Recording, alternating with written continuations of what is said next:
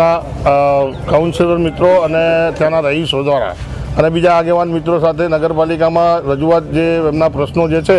એને લઈને રજૂઆતો કરવામાં આવી છે અને ચીફ ઓફિસર સાહેબશ્રી દ્વારા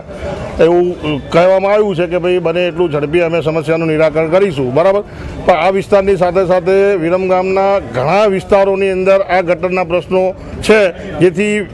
મારી આપ મીડિયા મિત્રોને સૌને વિનંતી છે અને આપના માધ્યમથી અમને એટલું કહેવા માંગીશ કે બને ત્યાં સુધી વિરમગામની અંદર જે આ પ્રશ્નો છે એ ઝડપી નિકાલ કરાવો તેવી અમારી માંગણી છે। पानी है भर जाता, घरों में पानी भर जाता है, 3-3 दिन पानी जाने को जगह नहीं है, इतना गंदगी है, गटर खुले हैं, 2 साल से गटर का कोई काम नहीं हुआ।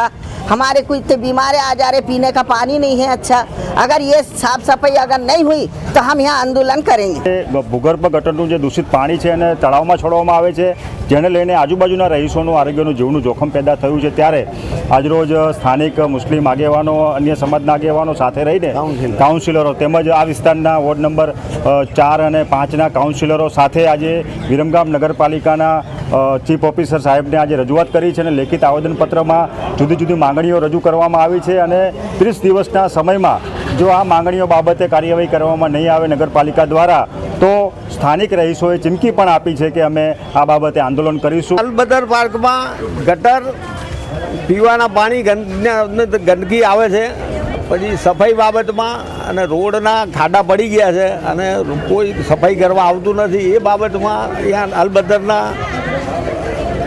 અલબદરના જે બહેનો ભાઈઓ સાથે અમે આજે રજૂઆત કરવા આવેલા અને ચીફ ઓફિસર સાહેબે એવી ખાતરી આપી છે કે તાત્કાલિક એનું નિરાકરણ કરશું અને જો નહીં કરે તો આગળ અમે આંદોલન કરશું એ બાબતે।